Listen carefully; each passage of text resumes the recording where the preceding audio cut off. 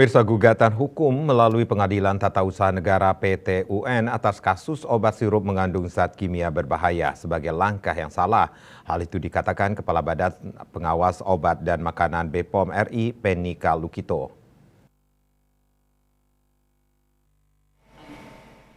Penika Lukito usai menggelar konferensi pers perkembangan hasil pengawasan dan penindakan terkait sirup obat tercemar EG atau DEG di gedung BPOM RI di Jakarta mengatakan kejadian gangguan ginjal akut yang dikaitkan dengan sejumlah produk obat sirup tercemar etilen glikol atau dietilen glikol terjadi pada satu periode di mana sedang terjadi kelangkaan bahan baku. Kemudian situasi itu dimanfaatkan oknum pemasok bahan baku obat sirup untuk memasarkan produk yang diduga tercemar EG atau DEG yang melampaui ambang batas kepada sejumlah produsen obat lewat jalur industri kimia biasa. Menurut Penny, oknum tersebut mengoplos dan memasukkan bahan baku pengencer propilen glikol atau PG menggunakan EG atau DEG yang terlarang di Indonesia.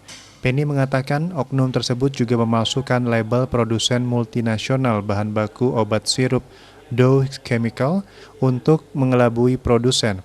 Selain aspek kejahatan, kata Penny, ditemukan pula adanya dugaan kelalaian yang dilakukan sejumlah industri farmasi yang selama ini memenuhi ketentuan dalam pemanfaatan ambang batas aman zat kimia pelarut obat sirup. Kejadian ini sebenarnya bukan baru kali ini terjadi di Gambia dan di Indonesia, tapi sebenarnya sudah kejadian yang berulang, ya, kejadian yang berulang, tapi tidak tuntas mungkin, ya, sebagai masyarakat internasional juga tidak tuntas menjadikan ini suatu yang penting sehingga tidak terjadi lagi di negara lain.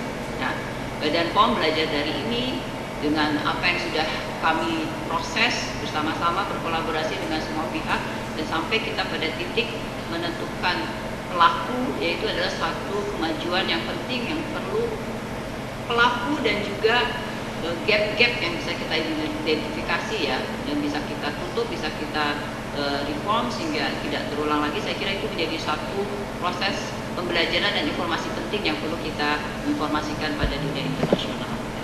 Penny mengatakan setiap produsen obat memiliki kewajiban untuk melakukan uji mutu dan keamanan terhadap bahan baku secara mandiri sebagai bagian dari izin edar yang diberikan oleh BPOM.